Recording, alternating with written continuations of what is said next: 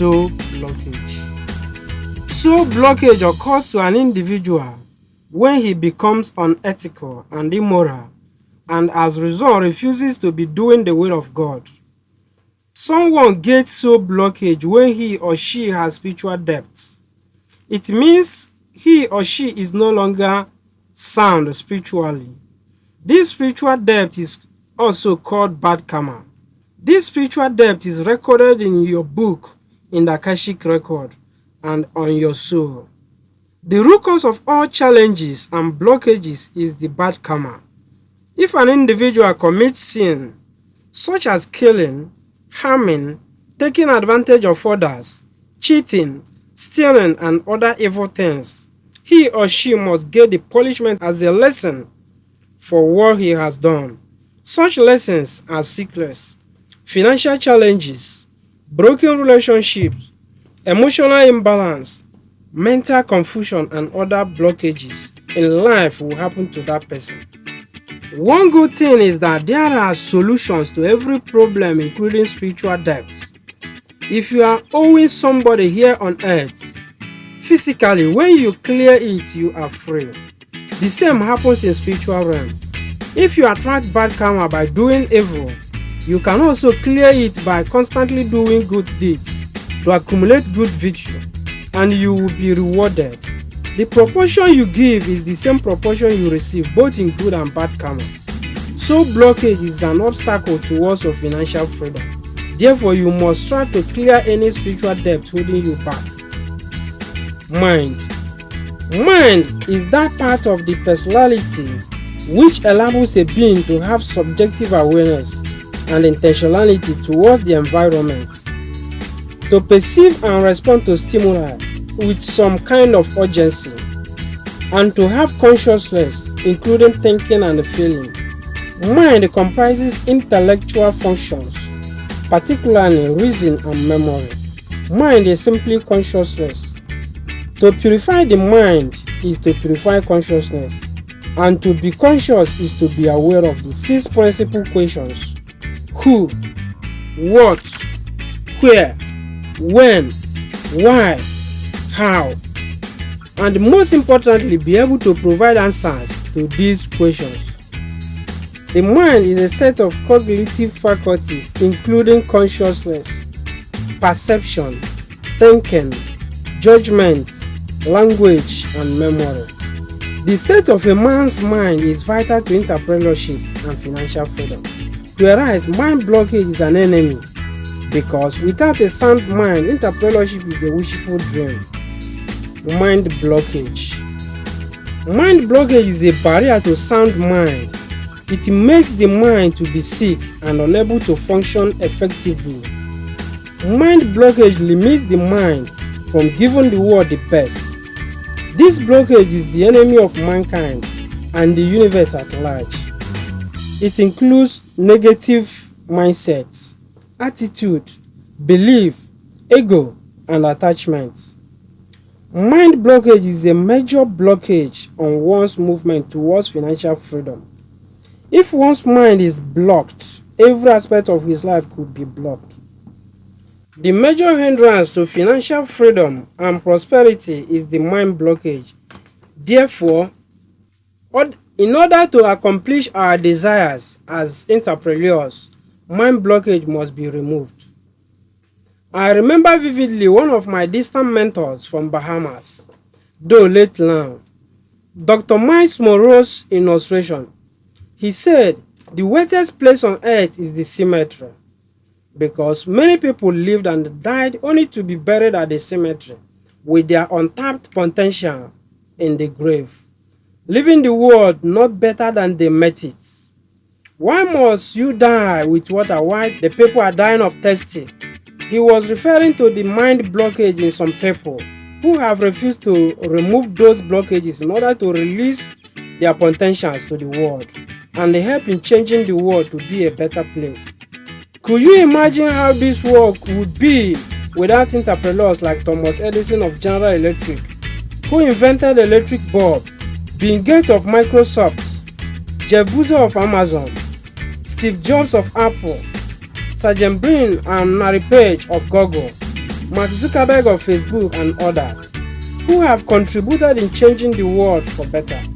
These are the men that have successfully discarded any misconception, negative mindsets, attitudes, beliefs, ego, and attachment.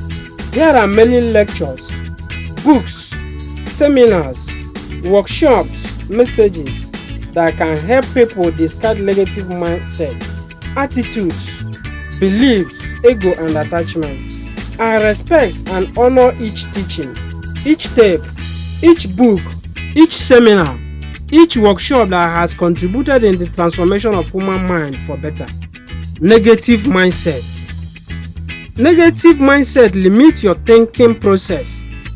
It is a thought process whereby people see everything in its negative perspective rather than seeing the positive aspects of life.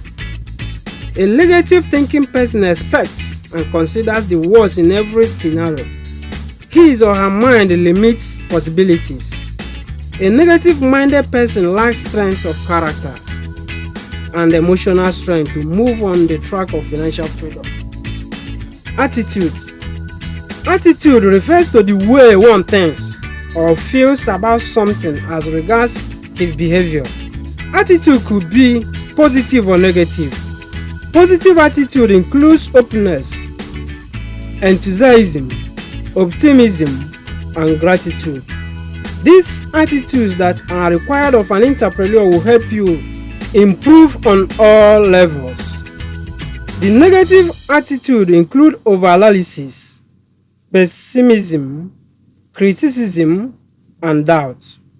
These attitudes should be avoided at all costs because it will limit one's possibilities and could seriously hinder one's journey to financial freedom. Belief. Belief is a mental acceptance of a claim as a result regardless of supporting or contrary empirical evidence. Beliefs always deal in judgments of whether an action of a human being is moral or immoral, right or wrong. It is often in respect of what ought to be done and not what it is. Belief is an important manifestation of the mind. It is frequently used in religious activities and it has great impact on people's lives. It has caused a lot of blockages. You can believe something today, tomorrow you disbelieve it because most of what you believe are uncertain and lack empirical verification. What you believe is different from what you know. What you know is authentic, but what you believe may be wrong. For example, in a traditional Igbo society, our forefathers erroneously believed that giving birth to twins was a taboo. And if a woman eventually gave birth to twins, one of the twins should be thrown into the evil forest for spiritual cleansing.